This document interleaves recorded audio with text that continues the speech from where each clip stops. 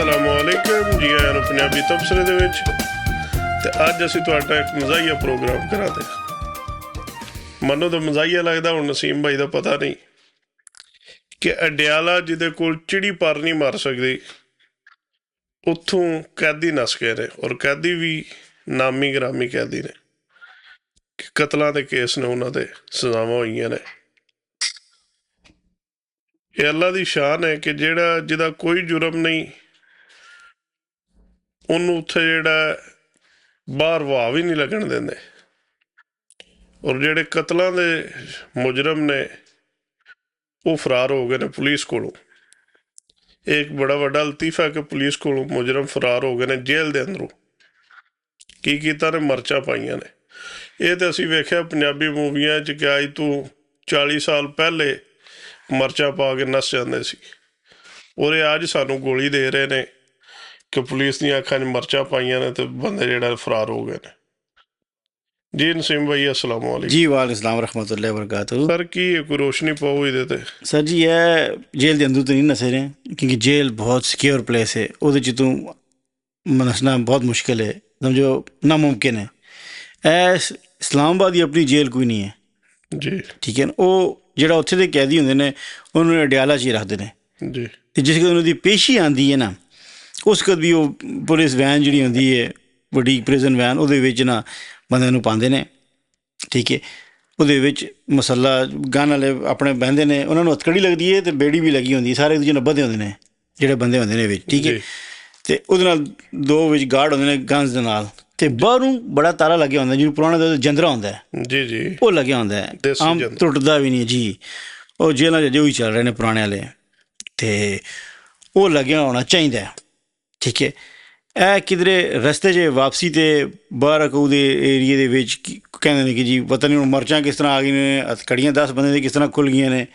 ਉਹਨਾਂ ਨੇ ਜੀ ਪੁਲਿਸ 'ਤੇ ਮਰਚਾਂ ਸੱਟੀਆਂ ਅਤੇ ਦਰਵਾਜ਼ਾ ਵੀ ਬਾਹਰੋਂ ਫਿਰ ਤਾਲਾ ਵੀ ਨਹੀਂ ਲੱਗਿਆ ਸੀ, ਅਤੇ ਉਹ ਭੱਜ ਗਏ ਨੇ। 4 ਵਿਚਾਰੇ ਨੱਪੇ ਗਏ ਨੇ। ਉਹ ਕੋਈ ਨਹੀਂ ਖਾਸ ਹੋਣਾ ਜਾਂ ਕੋਈ ਮਸਲਾ ਹੋਣਾ ਉਹਨਾਂ ਦਾ, ਨਹੀਂ ਦੂਰ ਜਾ ਸਕੇ, ਅਤੇ 6 ਗਾਇਬ ਹੋ ਗਏ ਨੇ। ਉਹਨਾਂ ਦੇ ਮੈਨੂੰ ਐਗਜ਼ੈਕਟ ਨਹੀਂ ਪਤਾ, ਲੇਕਿਨ ਕੋਈ ਐਸੀ ਕੇਸ ਹੋਣੇ ਨੇ ਜਿਹੜੇ ਬਹੁਤ ਖਤਰਨਾਕ ਹੋਣਗੇ, ਜਿਸ ਤਰ੍ਹਾਂ ਕਤਲ ਹੁੰਦਾ 302, ਜਿਹਦੇ 'ਚ ਜ਼ਮਾਨਤ ਨਾ ਮਿਲ ਰਹੀ ਹੋਵੇ, ਅਤੇ ਉਹਨਾਂ ਨੇ ਤਾਂ ਹੀ ਸਾਰਾ ਕੁਝ ਕਰਕੇ ਨੱਸ ਗਏ ਨੇ। ਫਿਰ ਜਿਨ੍ਹਾਂ ਨੇ ਨਸਾਇਆ ਨੇ, ਬੇਸਿਕਲੀ ਮੈਂ ਤਾਂ ਪੁਲਿਸ ਦੀ ਕਹੂੰਗਾ ਜ਼ਿੰਮੇਦਾਰ ਠਹਿਰਾਵਾਂਗਾ। ਖੈਰ ਇੱਕ ਇਨਵਾਲਵ ਸੀ, 2 ਸਨ ਜਾਂ 10 ਸਨ, ਜਿਤਨੇ ਵੀ ਇਨਵਾਲਵ ਸਨ, ਕਿਉਂਕਿ ਇਹ ਜਿतनी ਤਰ੍ਹਾਂ ਮੈਂ ਗੱਲਾਂ ਦੱਸੀਆਂ ਨੇ, ਇਹ ਪੋਸੀਬਲ ਹੀ ਨਹੀਂ ਹੈ ਕਿ ਬਾਹਰੋਂ ਵੱਡਾ ਤਾਲਾ ਲੱਗਿਆ ਹੋਵੇ, ਉਹਨਾਂ ਨੂੰ ਹੱਥਕੜੀਆਂ ਲੱਗੀਆਂ ਹੋਣ, ਬੇੜੀਆਂ ਲੱਗੀਆਂ ਹੋਣ, ਆਰਸ਼ਾ ਬੱਧੀ ਹੋਵੇ, 10 ਦੇ 10 ਬੰਦੇ ਹੋਣ। ਉਹ ਕਿਸ ਤਰ੍ਹਾਂ ਨੱਸਣਗੇ? ਸਾਰੇ ਇਕੱਠੇ ਨੱਸਣਗੇ, ਇੱਕ ਕਰਕੇ ਨੱਸ ਨਹੀਂ ਸਕਦਾ, ਠੀਕ ਹੈ। ਫਿਰ 2 ਮਸਲਾ ਅੰਦਰ ਗਾਰਡ ਬੈਠੇ ਨੇ ਵਿਦ ਗਨਸ, ਉਹਨਾਂ ਕੋਲ ਮਤਲਬ ਗਨ ਸੀ ਅਤੇ ਉਹਨਾਂ ਹੱਥਕੜੀਆਂ ਅਤੇ ਬੇੜੀਆਂ ਸਨ। ਉਹ ਫਿਰ ਉਹਨਾਂ ਕੋਲ ਛੁਡਾ ਕੇ ਨੱਸ ਗਏ ਨੇ ਸਿਰਫ ਮਰਜਾਂ ਦੇ ਜ਼ੋਰ 'ਤੇ, ਅਤੇ ਬਾਹਰੋਂ ਤਾਲਾ ਵੀ ਖੁਦ ਹੀ ਖੁੱਲ੍ਹ ਗਏ, ਠੀਕ ਹੈ ਨਾ। ਅਤੇ ਉਹ ਫਿਰ ਗਾਇਬ ਹੋ ਗਏ ਨੇ, 4 ਨੱਪ ਲਏ ਨੇ। ਸਾਡੀ ਗੌਰਮੈਂਟ ਦਾ ਨੁਕਸਾਨ ਹੋ ਗਿਆ ਨਾ, ਉਹ ਹੱਥਕੜੀਆਂ ਅਤੇ ਬੇੜੀਆਂ ਵੀ ਨਾਲ ਲੈ ਗਏ, ਨਵੀਆਂ ਬਣਵਾਈਆਂ, ਸੋਨੇ ਦੀ ਕਿਹੜੀਆਂ ਸਨ, ਆਮ ਹੀ ਲੋਹੇ ਦੀਆਂ ਹੋਣੀਆਂ ਨੇ। ਅਤੇ ਉਹ ਜਨਾਬ 6 ਗਾਇਬ ਨੇ ਸਟਿਲ, 4 ਨੱਪੇ ਗਏ ਨੇ, ਉਹਨਾਂ ਨੂੰ ਪੇਸ਼ ਮਤਲਬ ਅੰਦਰ ਲੈ ਗਏ। ਅਤੇ ਜਿਹਨਾਂ ਦੇ ਕੋਲੋਂ ਨਸੇ ਨੇ, ਲੈਟ ਸੇ ਮੈਂ ਤਾਂ ਕਹਾਂਗਾ ਜਿਹਨਾਂ ਨੇ ਨਸਾਏ ਨੇ, ਲੇਕਿਨ ਜਿਹਨਾਂ ਕੋਲੋਂ ਨਸੇ ਨੇ ਨਾ, ਉਹਨਾਂ ਨੇ ਵੀ ਜ਼ਮਾਨਤਾਂ ਕਰਾ ਲਈਆਂ ਨੇ ਆਪਣੀਆਂ। ਮੈਂ ਤਾਂ ਕਹਿੰਦਾ ਉਸ ਵਕਤ ਇਹਨਾਂ ਨੂੰ ਅੰਦਰ ਰੱਖਣਾ ਚਾਹੀਦਾ। ਉਹ ਤਾਂ ਕਸੂਰਵਾਰ ਹੀ ਨਹੀਂ ਨਾ, ਫਿਰ ਕਿਹਦਾ ਕਸੂਰ ਹੈ? ਗੇਮ ਤਾਂ ਵੱਡੀ ਹੋਈ ਹੈ ਨਾ, ਆਰਡਰ ਤਾਂ ਪਿੱਛੋਂ ਕਿ ਉੱਤੋਂ ਆਇਆ ਨਾ। ਜੋ ਵੀ ਹੈ ਗੱਲ ਤੁਹਾਡੀ ਠੀਕ ਹੈ, ਲੇਕਿਨ ਪੁਲਿਸ ਸਪਾਈ ਦੀ ਕੀ ਔਕਾਤ ਹੈ ਸ਼ੋਦੇ ਦੀ? ਫਿਰ ਜਿਹੜੇ ਵਲਾਲਮ ਦਾ ਟਾਈਮ ਪੂਰਾ ਹੋਇਆ ਸੀ ਕਿ ਆਪਣੇ ਖਾਲਿਦ ਹਮਦਾਨੀ ਸਾਹਿਬ CPO ਸਨ ਪਿੰਡੀ ਦੇ, ਉਹਨਾਂ ਨੇ ਆਰਡਰ ਕੀਤਾ ਕਿ ਫੁੱਲ ਇਨਕੁਆਇਰੀ ਕੀਤੀ ਹੈ, ਉਹਨਾਂ ਨੂੰ ਵੀ ਚੇਂਜ ਕਰਤਾ ਗਿਆ। ਐਸੀ ਦੌਰਾਨ ਦੇ ਵਿੱਚ ਹੀ ਹੈ, ਕੁਝ ਦਿਨਾਂ ਦੇ ਵਿੱਚ। ਤੁਸੀਂ ਵੇਖਿਆ ਹੋਏਗਾ ਕੋਈ ਥੋੜ੍ਹਾ ਹੀ ਅਰਸਾ ਪਹਿਲੇ, ਹੁਣ ਤਾਂ ਖੈਰ ਘੱਟ ਗਈ ਇਹ ਚੀਜ਼, ਜਾਂ ਸ਼ਾਇਦ ਸਾਡੇ ਇਲਾਕੇ ਵਾਲੇ ਨੇੜੇ ਉੱਥੇ ਇਹ ਚੀਜ਼ ਨਹੀਂ ਹੈ, ਵਰਨਾ ਜਿਤਨੇ MP MN ਹੁੰਦੇ ਨਾ, ਜੀ ਜੀ, ਜਿਤਨੇ ਇਸ਼ਤਿਹਾਰੀ ਹੁੰਦੇ ਨਾ, ਡੇਰੇ ਤੋਂ ਅੱਗੇ ਪਿੱਛੇ ਉਹਨਾਂ ਦੇ ਡੇਰੇ ਤੇ ਉਹਨਾਂ ਦੇ ਗਾਰਡ ਉਹਨਾਂ ਦੇ ਨਾਲ ਫਿਰਦੇ ਸੀ, ਕੋਈ ਸ਼ੱਕ ਨਹੀਂ ਅਜੇ ਵੀ ਹੈ। ਔਰ ਇਹ ਸ਼ਾਇਦ ਕੋਈ ਇੰਝ ਦੀ ਹੀ ਹੋਣ ਤੇ ਪਿੱਛੇ ਕੋਈ ਹੁਣ ਮਿਨਿਸਟਰ ਹੋਵੇ ਜਾਂ ਕੋਈ ਹਕੂਮਤੀ ਬੰਦਾ ਹੋਵੇ ਜਿਹਨੇ ਆਖਿਆ ਹੋਵੇ ਠੀਕ ਹੈ ਉੱਥੋਂ ਨਸਾ ਦਿਓ। ਅਤੇ ਉਹ 10 ਬੰਦੇ ਸੀ ਟੋਟਲ, 4 ਉਹਨਾਂ ਦੇ ਨਹੀਂ ਸੀ, 6 ਉਹਨਾਂ ਦੇ ਸੀ। ਉਹ 6 ਨੱਸ ਗਏ ਨੇ, 4 ਫੜੇ ਗਏ ਨੇ। ਬਿਲਕੁਲ, ਵਰਨਾ ਕਿਸ ਤਰ੍ਹਾਂ ਹੋ ਸਕਦਾ ਕਿ ਹੱਥਕੜੀ ਵੀ ਲੱਗੀ ਹੈ, ਪੈਰਾਂ 'ਚ ਬੇੜੀਆਂ ਨੇ, ਉਹ ਤਾਂ ਸਿੱਧਾ ਨਾ ਬਹਿਣ ਹੁੰਦਾ ਨਾ ਖਲੋਣ ਹੁੰਦਾ। ਬਿਲਕੁਲ, ਬਾਹਰੋਂ ਤਾਲਾ ਲੱਗਿਆ ਹੁੰਦਾ ਪੁਲਿਸ ਵਾਲੇ ਨੇ, ਫਿਰ ਕੋਈ ਪੁਲਿਸ ਵਾਲਾ ਮੋਇਆ ਨਹੀਂ, ਕਿਸੇ ਨੇ ਬਾਹਰੋਂ ਆ ਕੇ ਕੀਤਾ, ਡਰਾਈਵਰ ਨੂੰ ਕੋਈ ਨਹੀਂ ਹੋਇਆ, ਗੱਡੀ ਨੂੰ ਕੋਈ ਨਹੀਂ ਹੋਇਆ, ਇਹਦੇ ਨਾਲ ਤਾਂ ਸੁਲਤਾਨ ਆਈ ਦੀਆਂ ਫਿਲਮਾਂ ਚੰਗੀਆਂ ਸੀ, ਉਹ ਬੰਬ ਮਾਰਦੇ ਹੈਂਡ ਗ੍ਰਨੇਡ ਤੇ ਐਸੇ ਡਾਲ ਪੁਲਿਸ ਵਾਲੇ ਮਰ ਜਾਂਦੇ ਤੇ ਬੰਦੇ ਜਿਹੜਾ ਉਹਨਾਂ ਦੇ ਲੈ ਕੇ ਨੱਸ ਜਾਂਦੇ। ਸਹੀ ਗੱਲ ਹੈ। ਇਹ ਤਾਂ ਉਹਦੇ ਨਾਲ ਵੀ ਭੈੜੀ ਜਿਹੜਾ ਐਕਟਿੰਗ ਕਰ ਰਹੇ ਨੇ, ਨਹੀਂ ਵਰਸੇ ਇਹਨਾਂ ਨੂੰ ਉਹਦੇ ਵਿੱਚ ਵੀ ਕੁਛ ਸਿੱਖ ਲੈਣਾ ਚਾਹੀਦਾ। ਅਸਲ 'ਚ ਪਤਾ ਨਹੀਂ ਅੱਜ ਕੱਲ੍ਹ ਜਾਂ ਤਾਂ ਬਹੁਤ ਹੀ ਬੇਵਕੂਫ ਨੇ ਜਾਂ ਇਹਨਾਂ ਕੋਲ ਪੂਰੀ ਇਸ ਤਰ੍ਹਾਂ ਕਹਾਣੀ ਬਣਦੀ ਨਹੀਂ ਹੈ। ਕੋਈ ਐਸਾ ਸਿਸਟਮ ਕਰਾਉਂਦੇ ਕਿ ਉਹ ਕਿਸੇ ਨਾ ਕਿਸੇ ਤਰ੍ਹਾਂ ਮਤਲਬ ਜਾਂ ਜੇਲ੍ਹ 'ਚ ਭਜਾ ਦਿੰਦੇ ਕਿ ਮਿਡ ਵਿੱਚ ਸਨ ਕਿ ਸਮਝ ਨਹੀਂ ਆਈ ਕਿ ਹਥਕੜੀਆਂ ਵੀ ਲੱਗੀਆਂ ਸਨ, ਬੇੜੀਆਂ ਵੀ ਲਾ ਕਾਨੂੰਨ ਲੱਗਣੀ ਚਾਹੀਦੀ ਸਨ ਅਤੇ ਤਾਲਾ ਵੀ ਲੱਗਣਾ ਚਾਹੀਦਾ ਸੀ। ਜਾਂ ਤਾਂ ਚਲੋ ਹੋਰ ਕੋਈ ਨਹੀਂ ਯਾਰ ਗੱਡੀ ਦਾ ਐਕਸੀਡੈਂਟ ਹੋ ਜਾਂਦਾ, ਮੈਂ ਉਹਨਾਂ ਨੂੰ ਆਈਡੀਆ ਦਿੰਦਾ ਨਹੀਂ ਫਿਰ ਚਲੋ ਬਈ ਗਰਮੀ ਹੈ ਗੱਡੀ ਖਲੋਤੀ ਕਾਫੀ ਸਾਰਿਆਂ ਨੂੰ ਬਾਹਰ ਹਵਾ ਲਵਾ ਲਈਏ ਤਾਂ ਤਾਜ਼ਾ ਕਰ ਲਈਏ। ਸਾਡੇ ਮਾਮੇ ਦੇ ਪੁੱਤਰ 302 ਦੇ ਪੁੱਤਰ ਨੇ, ਚਲੋ ਬੰਦਾ ਕਹਿ ਸਕਦਾ ਨਾ ਉਹਨਾਂ ਕਹਾਣੀ ਬਣਾਉਣੀ ਸੀ, ਨਸਾਣੇ ਤਾਂ ਆਪ ਵੀ ਨੇ ਕਿ ਜੀ ਐਕਸੀਡੈਂਟ ਹੋਇਆ ਗੱਡੀ ਦੀ, ਗੱਡੀ ਨੂੰ ਗਰਮ ਹੋਈ ਅੱਗ ਲੱਗੀ ਤੇ ਅਸੀਂ ਠੰਡਾ ਕਰਨ ਵਾਸਤੇ ਬਾਹਰ ਖੜੇ ਕੀਤੇ ਨੇ ਤੇ ਸਾਨੂੰ ਮਾਰ ਕੁੱਟ ਕੇ ਤੇ ਨੱਸ ਗਏ ਨੇ। ਕੋਈ ਬਾਹਰੋਂ ਵੀ ਨਾਲ ਉਹਨਾਂ ਨੂੰ ਸ਼ਿਕੰਜਵੀ ਵੀ ਪਿਆਲਦੇ, ਨਾਲ ਇਹਨਾਂ ਦੇ ਦੋਸਤ ਵੀ ਆਏ ਨੇ, ਜਿਸ ਤਰ੍ਹਾਂ ਜਿਹਨੂੰ ਵੀ ਪੁਲਿਸ ਨੇ ਕਰਨਾ ਹੋਵੇ ਨਾ ਇਨਕਾਊਂਟਰ। ਪਿਛਲੇ ਦਿਨਾਂ 'ਚ ਵੀ ਉਹ ਸਰਗੋਧਾ ਦਾ ਗਾਲਬਨ ਵਾਕਿਆ ਕਿ ਬਈ ਇਹਦੇ ਦੋਸਤ ਨੂੰ ਛੁਡਾਉਣ ਹੈ ਅਤੇ ਉਹਨਾਂ ਦਾ ਤਬਾਦਲਾ ਕੀਤਾ ਅਤੇ ਉਹ ਮਾਰਿਆ ਗਿਆ। ਅੱਛਾ ਇੱਕ ਬੰਦਾ ਹੀ ਮਾਰਿਆ ਗਿਆ, ਨਾ ਉਹਦੇ ਦੋਸਤ ਮਾਰੇ ਗਏ ਨਾ ਪੁਲਿਸ ਵਾਲੇ ਨੂੰ ਕੁਝ ਹੋਇਆ, ਅੱਲਾ ਨਾ ਕਰੇ ਪੁਲਿਸ ਵਾਲੇ ਨੂੰ ਕੁਝ ਹੋਵੇ। ਲੇਕਿਨ ਉਹ ਐਸੀ ਸਟੋਰੀ ਹਰ ਜਗ੍ਹਾ 'ਤੇ ਸੁਣਾਈ ਜਾਂਦੀ ਹੈ ਕਿ ਇਹਦੇ ਦੋਸਤ ਨੂੰ ਛੁਡਾਉਣ ਆਏ ਨੇ, ਸਾਡੇ ਕੋਲ ਨਸਿਆ ਅਤੇ ਤਬਾਦਲੇ ਦੇ ਫਾਇਰ ਦੇ ਵਿੱਚ ਮਾਰਿਆ ਗਿਆ। ਇਹ ਨਹੀਂ ਕਹਿਣਗੇ ਸਟੇਟ ਕਿ ਅਸੀਂ ਇਹਨੂੰ ਮਾਰਤਾ। ਦੇਖੋ ਨਾ ਉਹ ਅੱਜ ਕੱਲ੍ਹ ਉਹ ਇੱਕ ਵੀਡੀਓ ਚੱਲ ਰਹੀ ਜੇ, ਉਹ ਲਾਹੌਰ ਦੇ ਵਿੱਚ ਨੇ ਦੋ ਮੁੰਡੇ, ਉਹਨਾਂ ਨੂੰ ਹੱਥਕੜੀਆਂ ਲੱਗੀਆਂ ਨੇ, ਉਹ ਇਕੱਲੇ ਹੀ ਸ਼ੋਅ 'ਤੇ ਜਾ ਰਹੇ ਨੇ ਆਪੂ। ਉਹਨਾਂ ਦਾ ਕੋਈ ਛੋਟਾ ਜਿਹਾ ਕੇਸ ਹੋਣਾ, ਮਾੜਾ ਮੋਟਾ ਕੇਸ, ਉਹਨਾਂ ਨੂੰ ਪਤਾ ਸਾਡੀ ਜ਼ਮਾਨਤ ਹੋ ਜਾਣੀ, ਪੁਲਿਸ ਵਾਲੇ ਨਹੀਂ ਲੈ ਕੇ ਗਏ, ਉਹ ਆਪੂ ਟੁਰ ਗਏ। ਅਤੇ ਪੁਲਿਸ ਵਾਲਾ ਸਰ ਜੀ ਕੋਈ ਬੰਦਾ ਵੀ ਅਰੈਸਟ ਹੁੰਦਾ ਹੈ, ਉਹ ਕਾਨੂੰਨ ਦੇ ਮੁਤਾਬਿਕ ਤਾਂ ਗੌਰਮੈਂਟ ਦਾ ਉਹ ਬੰਦਾ ਮਹਿਮਾਨ ਹੋ ਗਿਆ ਬੇਸਿਕਲੀ, ਕਿ ਉਹਨੂੰ ਖਾਣੇ ਦੇ ਹਵਾਲਾਤ 'ਚ ਵੀ ਰੱਖਣਾ, ਰੋਟੀ ਪਾਣੀ ਵੀ ਖੁਦ ਦੇਣਾ ਨੇ, ਲੇਕਿਨ ਇਸ ਤਰ੍ਹਾਂ ਦਿੰਦੇ ਨਹੀਂ ਨੇ। ਫਿਰ ਗੱਡੀ ਦੀ ਆਪਣੀ ਦੇ ਬਹਾਨਾ ਨੇ ਅਤੇ ਲੈ ਕੇ ਜਾਣਾ ਨੇ ਅਦਾਲਤ 'ਚ, ਉਹ ਵੀ ਨਹੀਂ ਹੁੰਦਾ। ਖੁਦਾ ਨਾ ਖਾਸਤਾ ਕੋਈ ਬੰਦਾ ਫੜਿਆ ਗਿਆ, ਉਹਦੀ ਰੋਟੀ ਪਾਣੀ ਆਏਗੀ, ਉਹਦੇ 'ਚ ਵੀ ਪੁਲਿਸ ਵਾਲੇ ਰੋਟੀ ਪਾਣੀ ਆਪ ਵੀ ਹਜ਼ਮ ਕਰਦੇ ਨੇ, ਫਿਰ ਉਹਨੂੰ ਥੋੜ੍ਹਾ ਹੀ ਦਿੰਦੇ ਨੇ। ਫਿਰ ਅਗਲੇ ਦਿਨ ਇਹਨੂੰ ਪੇਸ਼ ਕਰਨਾ ਅਤੇ ਕਹਿਣਗੇ ਜੀ ਇਹ ਗੱਡੀ ਦੇ ਬੰਦੋਬਸਤ ਕਰੋ, ਤੁਹਾਡੀ ਪਰਸਨਲ ਗੱਡੀ ਆਏਗੀ ਜਿਹਦੇ 'ਚ ਮੁਲਜ਼ਮ ਵੀ ਜਾਏਗਾ, ਪੁਲਿਸ ਵਾਲਾ ਬਵੇਗਾ ਅਤੇ ਡਰਾਈਵਰ ਵੀ ਲੈ ਕੇ ਜਾਏਗਾ ਉਹਨਾਂ ਨੂੰ, ਅਤੇ ਉੱਥੇ ਅਦਾਲਤ 'ਚ ਪੇਸ਼ ਹੋਣਗੇ। ਇੱਕ ਫੇਰਾ ਲੱਗੇ, 3 ਲੱਗਣ, 4 ਲੱਗਣ, ਉਹ ਫੇਰੇ ਹੀ ਲੱਗਦੇ ਰਹਿੰਦੇ ਨੇ ਉਸ ਬੰਦੇ ਦੇ ਖਰਚੇ ਦੇ ਉੱਤੇ। ਫਿਰ ਜਿਸ ਵਕਤ ਉਹਨਾਂ ਨੇ ਛੱਡਣ ਜਾਣਾ ਹੈ ਜੇਲ੍ਹ, ਜਿਸ ਵਕਤ ਜੱਜ ਨੇ ਉਹਨਾਂ ਨੂੰ ਮਤਲਬ ਰਿਮਾਂਡ ਖਤਮ ਹੋਣਾ, ਫਿਰ ਵੀ ਪਰਸਨਲ ਬੰਦੇ ਦੀ ਗੱਡੀ 'ਤੇ ਜਾਣੇ ਨੇ, ਤੁਸੀਂ ਆਪ ਗੱਡੀ ਦਾ ਬੰਦੋਬਸਤ ਕਰਨਾ ਜੇਲ੍ਹ ਜਾਣ ਵਾਸਤੇ ਵੀ। ਅਤੇ ਇਹ ਉੱਥੇ ਚੱਲ ਰਿਹਾ ਕਿਉਂਕਿ ਸਾਰਾ ਪੈਸਾ ਖਾਇਆ ਪੀਏ ਜਾਂਦਾ। ਨਹੀਂ ਸੀਰੀਅਸਲੀ, ਪੈਟਰੋਲ ਦੀ ਮੱਦ 'ਚ ਉਹਨਾਂ ਨੂੰ ਕੋਈ ਨਹੀਂ ਲੱਭਦਾ। 22 ਲੀਟਰ ਗਾਲਬਨ ਪੂਰੇ ਮਹੀਨੇ ਦਾ ਲੱਭਦਾ। ਅੱਜ ਕੱਲ੍ਹ ਦੇਖੋ 22 ਲੀਟਰ ਦਾ ਕੀ ਬਣਦਾ, ਇਹ ਉਹ ਵੀ ਨਹੀਂ ਲੱਭਦਾ। ਨਹੀਂ 22 ਲੀਟਰ ਕੀ ਉਹਨਾਂ ਨੇ ਸੁੰਘਣਾ ਹੁੰਦਾ, ਕਾਨੂੰਨ 'ਚ ਇਹ ਹੀ ਲਿਖਿਆ ਹੈ। ਬਾਕੀ ਇਹ ਸਾਰਾ ਜਿਹੜਾ ਪੈਸਾ ਆਉਂਦਾ ਹੈ ਉੱਥੇ ਹੀ ਗਾਇਬ ਹੋ ਜਾਂਦਾ, ਅਫਸਰ ਖਾ ਵੀ ਜਾਂਦੇ। ਜਾਂ ਇਹਨਾਂ ਨੂੰ ਗੱਲ ਕਰਨੀ ਚਾਹੀਦੀ ਹੈ ਕਿ ਭਾਈ ਸਾਡੇ ਖਰਚੇ ਇਹ ਨੇ ਲੀਗਲੀ, ਅਸੀਂ ਰਿਸ਼ਵਤ ਖਤਮ ਕਰਨਾ ਚਾਹੁੰਦੇ ਹੋ ਨਾ। ਤੁਸੀਂ ਉੱਥੇ ਪੁਲਿਸ ਵਾਲੇ ਨੇ ਜੀ ਉਹਨਾਂ ਨੇ ਗਸ਼ਤ ਕਰਨਾ, ਉਹ ਸਰ 22 ਲੀਟਰ ਸਭ ਕੁਝ ਹੋਣਾ ਹੈ। ਟੋਟਲ ਥਾਣੇ ਦਾ 22 ਲੀਟਰ ਮੇਰੇ ਖਿਆਲ 'ਚ, ਜਾਂ ਪਰ ਗੱਡੀ ਹੈ ਪਰ ਮਹੀਨੇ ਦਾ ਸਰ ਇਤਨਾ ਹੀ। ਤਾਂ ਹੀ ਤਾਂ ਰਿਸ਼ਵਤ ਕੋਈ ਨਹੀਂ ਨਾ, ਇੱਕ ਡਾਲਾ ਹੁੰਦਾ ਗੱਡੀ ਕਿਹੜੀ ਹੁੰਦੀ, ਕਿਤੇ 2-3 ਹੁੰਦੀਆਂ ਜਿਸ ਤਰ੍ਹਾਂ ਵੀ ਹੈ। ਉਹ ਜਨਾਬ ਮੋਹਤਰਮ ਉਹਦੇ ਵਿੱਚ ਹੀ ਜਿਹੜਾ ਨਾ ਉਹ ਸਾਰਾ ਖਾਤਾ ਉਹਨਾਂ ਦਾ ਮਹੀਨਾ ਗੁਜ਼ਾਰਨਾ ਹੁੰਦਾ ਹੈ। ਸਭ ਨੂੰ ਪਤਾ ਹੈ, ਕਿਸੇ ਅਫਸਰ ਨੇ ਕਦੇ ਨਹੀਂ ਗੱਲ ਕੀਤੀ ਕਿ ਯਾਰ ਤੁਸੀਂ ਰਿਸ਼ਵਤ ਖਤਮ ਕਰਨਾ ਚਾਹੁੰਦੇ ਹੋ ਨਾ। ਨਹੀਂ, ਤੁਸੀਂ ਹਰ ਬੰਦੇ ਨੂੰ ਪਤਾ ਰਿਸ਼ਵਤ ਹਰਾਮ ਹੈ ਔਰ ਗਲਤ ਚੀਜ਼ ਹੈ, ਔਰ ਇਹਦਾ ਹਿਸਾਬ ਇਸ ਦੁਨੀਆ 'ਤੇ ਵੀ ਹਰ ਬੰਦਾ ਦੇ ਕੇ ਜਾਂਦਾ ਹੈ, ਅਗਲੇ ਜਾਣ ਵੀ ਦੇਣਾ। ਇਸ ਦੁਨੀਆ ਦਾ ਤੁਸੀਂ ਵੇਖ ਲਓ, ਜਿਤਨੇ ਬੰਦੇ ਵੀ ਰਿਸ਼ਵਤਖੋਰ ਹੋਣਗੇ ਉਹਨਾਂ ਦੇ ਘਰ ਸਕੂਨ ਨਹੀਂ ਹੋਏਗਾ, ਉਹਨਾਂ ਦੀ ਬੀਵੀ ਬੱਚੇ ਮਾਰੋ, ਖੁਦ ਐਸੇ ਅਜ਼ਾਬ 'ਚ ਰਹਿਣਗੇ। ਉਹ ਜਿਹੜਾ ਉੱਤੋਂ ਕਮਾਉਂਦੇ ਨੇ ਉਹ ਇੱਥੇ ਹੀ ਜ਼ਾਇਆ ਹੋ ਜਾਂਦਾ, ਉਹਨਾਂ ਨੂੰ ਨਾ ਮਜ਼ਾ ਨਾ ਸਵਾਦ। ਸਹੀ ਹੈ ਨਾ। ਉਹਨਾਂ ਤੋਂ ਬਿਹਤਰ ਉਹ ਗਰੀਬ ਰੇਹੜੀ ਬਾਨ ਹੈ ਜਿਹੜਾ ਰੇਹੜੀ ਦੇ ਵੇਚ ਵਟਾ ਕੇ ਥੋੜ੍ਹੇ ਬਹੁਤ ਆ ਕੇ ਪੈਸੇ ਸਕੂਨ ਨਾਲ ਸੌਂਦਾ ਹੈ, ਸੁਬਾਹ ਫਿਰ ਚਲਾ ਜਾਂਦਾ, ਹੈਲਥੀ ਰਹਿੰਦਾ ਹੈ, ਉਹਦੀ ਫੈਮਿਲੀ 'ਚ ਬਿਮਾਰੀ ਘੱਟ ਆਉਂਦੀ ਹੈ ਔਰ ਸਕੂਨ ਪਾਉਂਦਾ ਹੈ।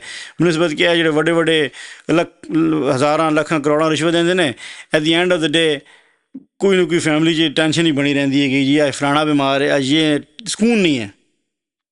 ਸਿੱਧੀ ਗੱਲ ਮੈਂ ਤੁਹਾਡੇ ਨਾਲ ਕਰਾਂ ਅਤੇ ਉਹ ਇਹਦਾ ਹਾਲ ਹੈ ਕਿ ਤੁਸੀਂ ਅਫਸਰਾਂ ਨੂੰ ਚਾਹੀਦਾ ਜੀ ਬਜਟ ਭੇਜਣਾ ਆਪਣੇ ਹਰ ਥਾਣੇ ਦੇ ਹਿਸਾਬ ਨਾਲ ਕਿ ਅੱਜ ਇਹ ਰੇਟ ਹੈ, ਇਸ ਤਰ੍ਹਾਂ ਇਹਨਾਂ ਨਾਲ ਸਾਨੂੰ ਚਾਹੀਦਾ। ਸਰ ਜੀ ਤੁਸੀਂ ਜਿਹੜੀ ਗੱਲ ਕਰ ਰਹੇ ਹੋ ਜੀ ਸਰ, 22 ਲੀਟਰ ਜਿਹੜਾ ਅੱਜ ਕੱਲ੍ਹ ਜਿਹੜੇ ਬੰਦੇ ਨੇ 70 ਮੋਟਰਸਾਈਕਲ ਰੱਖਿਆ ਨਾ, 2 ਲੀਟਰ ਤਾਂ ਉਹਦਾ ਰੋਜ਼ ਦਾ ਲੱਗ ਜਾਂਦਾ। ਬਿਲਕੁਲ ਲੱਗ ਜਾਂਦਾ ਸਰ। ਇਹ ਤਾਂ ਮੈਂ ਤੁਹਾਨੂੰ ਅਰਜ਼ ਕਰ ਰਿਹਾ ਕਿ ਗਸ਼ਤ ਕਰਨਾ ਹੁੰਦਾ। ਹੁਣ ਸਾਡੇ ਕੋਲ ਗਸ਼ਤ ਬਹੁਤ ਲੰਬੇ ਪਿੰਡਾਂ ਥਾਵਾਂ ਦੇ ਲੰਬੇ ਅਰਸੇ ਰੂਟ ਹੁੰਦੇ ਨਾ। ਸਰ ਸਾਡੇ ਛੋਟਾ ਬੂਹੇ ਦਾ ਥਾਣਾ ਹੈ, ਇੱਕ ਮੁਰੱਬਾ ਪੈਂਦਾ ਵੀ ਨਹੀਂ। ਚਲੋ ਠੀਕ ਹੈ, ਠੀਕ ਹੈ।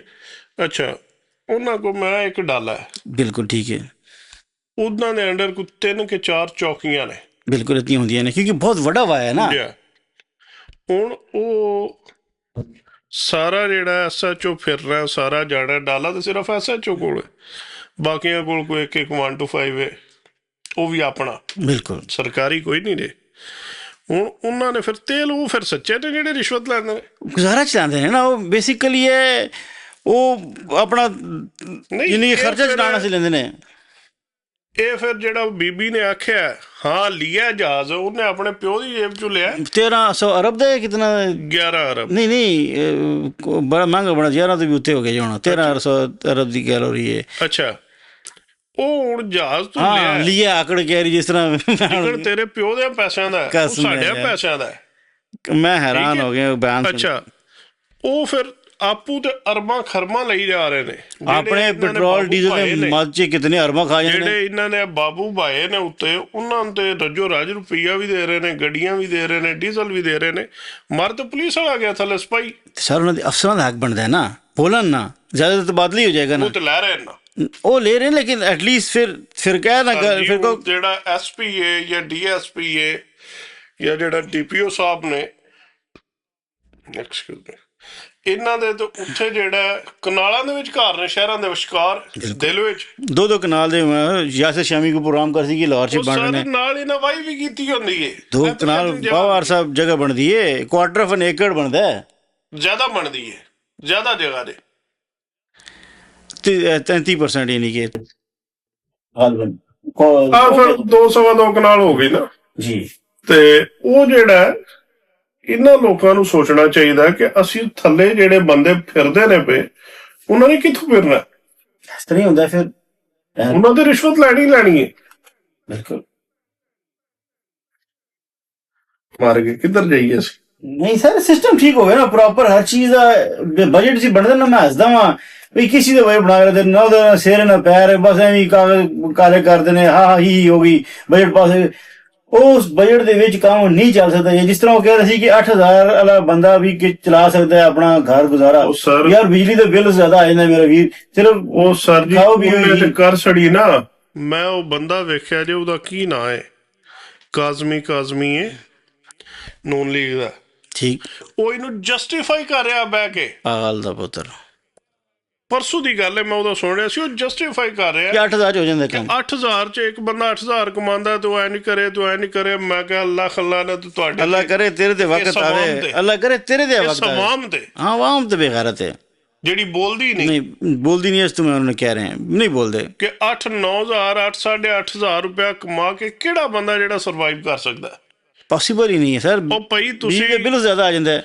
ਤੁਸੀਂ ਸ਼ਰੀਫ ਫੈਮਿਲੀ ਦੀ ਗੱਲ ਕਰੋ। ਸ਼ਰੀਫ ਫੈਮਿਲੀ ਤੋਂ ਮੁਰਾਦ ਹੈ ਕਿ ਪ੍ਰਾਈਮ ਮਿਨਿਸਟਰ ਤੋਂ ਲੈ ਕੇ ਤੇ ਜਿਤਨੇ ਆ ਬਾਊਟ ਟਾਈਪ ਨੇ, ਇਹਨਾਂ ਦੀਆਂ ਜ਼ਨਾਨੀਆਂ ਵੀ ਕੰਮ ਕਰਦੀਆਂ ਨੇ, ਇਹਨਾਂ ਦੀਆਂ ਧੀਆਂ ਵੀ ਕੰਮ ਕਰਦੀਆਂ, ਕਿਉਂਕਿ ਇਹ ਉਤੋਂ ਕਮਾਈ ਬੜੀ ਕਰ ਲੈਂਦੇ ਨਾ।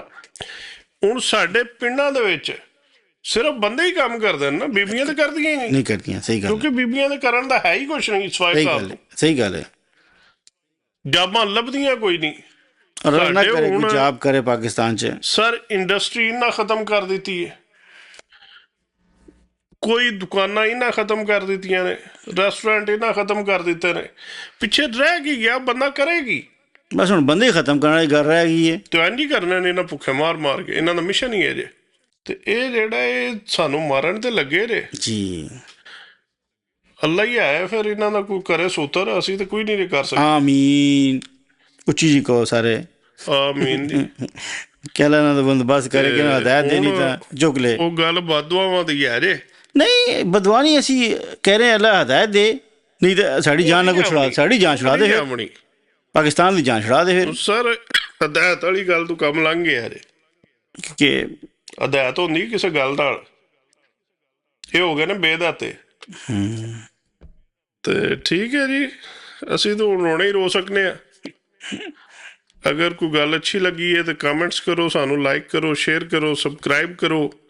ਤੇ ਅਗਰ ਕੋਈ ਬੁਰੀ ਲੱਗੀ ਹੈ ਤਾਂ ਵੀ ਕਮੈਂਟਸ ਦੇ ਵਿੱਚ ਸਾਨੂੰ ਦੱਸੋ ਕਿ ਇਹ ਗੱਲ ਤੁਸੀਂ ਗਲਤ ਕੀਤੀ ਹੈ, ਅਸੀਂ ਉਹਦਾ ਕੋਈ ਸਦੇਵਾਬ ਕਰੀਏ। ਉਹਦੇ ਬਦਲੇ ਜੇ ਕੋਈ ਸਹੀ ਗੱਲ ਤੁਹਾਨੂੰ ਪਤਾ ਤਾਂ ਉਹ ਵੀ ਸਾਨੂੰ ਦੱਸੋ। ਤੇ ਬਾਕੀ ਮਾਜ਼ਰਤ ਜੀ ਸਿਪਾਹੀਆਂ ਕੋਲੋਂ, ਸਾਨੂੰ ਨਹੀਂ ਸੀ ਪਤਾ ਕਿ ਤੁਹਾਨੂੰ ਤੇਲ ਦੇ ਪੈਸੇ ਨਹੀਂ ਲੱਭਦੇ। ਹੋਰ ਵੀ ਤਨਖਾਹਾਂ ਬੜੇ ਨਾਮ ਨੇ, 24 ਘੰਟੇ ਕੰਮ ਕਰਦੇ ਨੇ, ਜਿਹੜੇ ਲੈਂਦੇ ਕੋਈ ਘੰਟੇ ਫਿਕਸ ਨਹੀਂ ਨੇ, ਉਹ 24/7 ਜੀ, ਕੋਈ ਛੁੱਟੀ ਨਹੀਂ, ਕੋਈ ਨਹੀਂ, ਆਪਣਾ ਉਹਨਾਂ ਦਾਲ ਆ ਗਈ ਜਾਣਾ ਹੈ। ਠੀਕ ਹੈ, ਅੱਲਾ ਹਾਫਿਜ਼। ਇਨਸ਼ਾਅੱਲਾ ਮਿਲਦੇ ਹਾਂ ਅਗਲੇ ਵਲੌਗ ਦੇ ਵਿੱਚ। ਅੱਲਾ ਹਾਫਿਜ਼।